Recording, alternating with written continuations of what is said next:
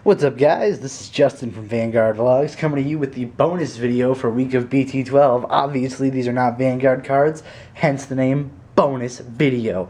What? The bonus video is a deck profile because Taylor and Ben did their deck profiles, which I really liked, and I was like, oh man, I got a deck profile. Deck. This is my deck profile. It's not for a deck that is supported by either trial decks. If you got the cards from the set, you'll know the trial decks support kind of a more like penetrate focused Dragon World and just a straight damage or armor or Soul Guard focused Danger World. This is a dual dragon build. Dual dragons are a certain kind of dragon that generally either have higher critical and low defense or higher defense and are not heavy on attack power. And the reason for that is the spell Duel Law. Duel Law is the focus of the deck. It's a set spell which you pay a gauge to place it, and if your opponent wants to link attack one of your dual dragons, they have to pay 2 gauge. So it's kind of a defense heavy deck. The buddy I use for it is Saberclaw Dragon Valken. Great card, Beast Aura. If you place him on the left or right, pay a gauge, gain a life. This deck also has a fair amount of life gain. My Danger World flag, I run 4 of him in the deck and then 1 as the buddy. Other size 1 monsters include Grassland Dragon Grass Runner, who is another Beast Aura dual dragon. The weird early 3 damage Clash Dragon Gale Korga. Looks like a dinosaur. Soaring Dragon Sylphid. Oh, I'm sorry, I'm not saying numbers, am I? 3 of this, 2 of this, 4 of this. Soaring Dragon Sylphid. No effect on that card. No effect on this card either. Bloodwing Dragon, Els Rhaegar. 4/4. And a size 0 over here, which I run 4 of, which is called Blue Chase Dragon Garg. Now, there's no size 3 dual dragons at the moment, so there's no size 3 cards in this deck at all, which some people think puts it at a disadvantage. I disagree, simply because I like it this way, and these are the dual dragons, and with the size 0, lets you play a size 2, a size 1, and a size 0, so it's good enough. Raging Dragon Zargus. This is the most interesting card to me. He's a 7/7/3, size 2, no call cost, but you can only call him if you have at least 4 different dual dragons in your drop zone. That's why I have such a variety of dual dragons down here, because you have to have at least 4 to play him, and he is super good. 7/7/3 with no cost. The other 7/7/3 is Axe Dragon Dorcas, which I'm running 4 of. He costs 2 gauge, and but he is very tough, and he's the main focus of using Duel Law, because he's 7/7/3. Over here, rounding out the monsters, we have 2 more. We have Lightning Strike Dragon Gargione. This is the new promo. If you've never seen this card before, it's not in the packs. Got it from my card shop. It's a promo card. It's the only size 2 dual dragon that has Beast Aura. And he's a 4/7 with 2, so he's another big 7 defense monster, which is great. And the rarest of the size 2s is the Demon Godel. Fighting Dragon Demon Godel. He's really cool, double rare. Rarest card in this deck, I believe, yeah. And he's 5/2/3, but he has Soul Guard and Counter Attack. So even though he only has like 3 defense, he's not like he's the offensive, like he's the big offense of the deck. Over here, I have 3 of the basic weapon. Weapons are not heavy in this deck, so I just run 3. I only use weapons. There's only one reason to have the weapon, and I'll show you what it is. Going to spells, Danger World spells. I need to run more of this, actually. If it wasn't double rare, I'm not sure I have any more. Double rare, Lord Aura Meditation. It's a counter. Put 2 cards from your deck into your gauge, but it's a good counter. 2 Thunder Devastations, pay 2 gauge. Destroy all defense 5,000 or less monsters in your opponent's field.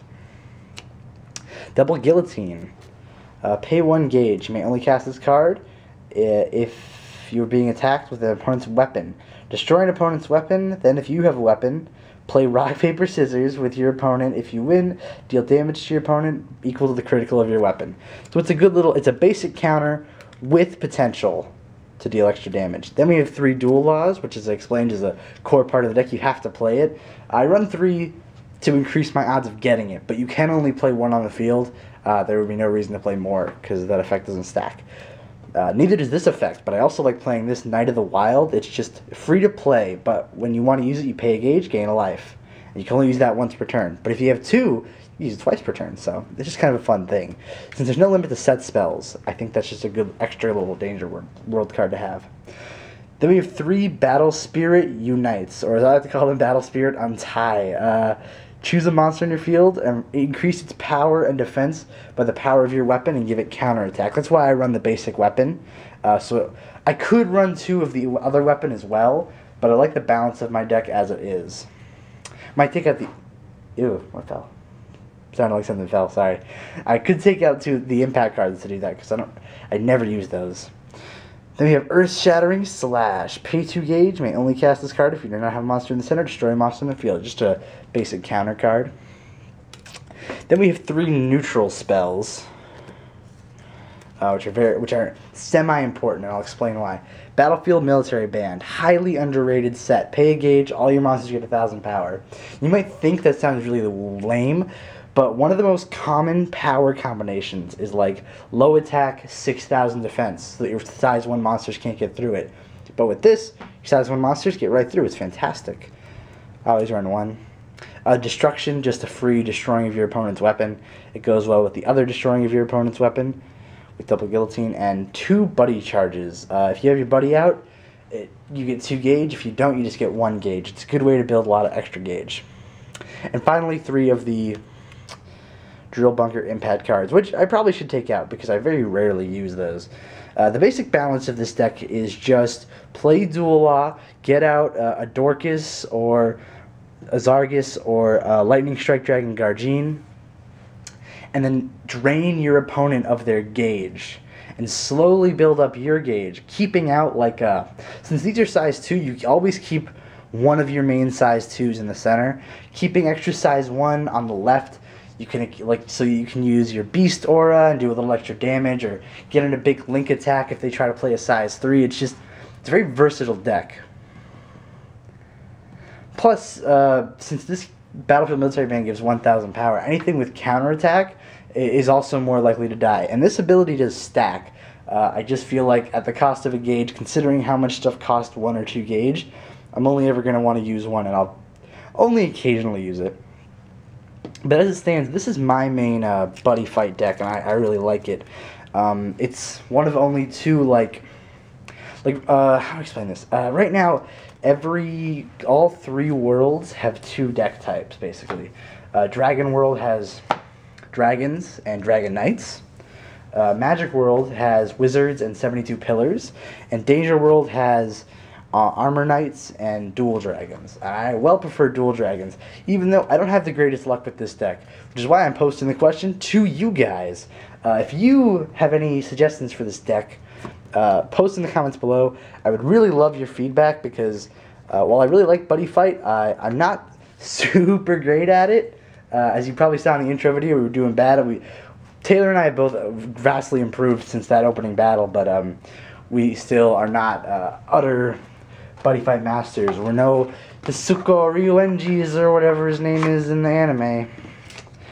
Anyways, I hope you guys continue to enjoy the week of BT12, and I will catch you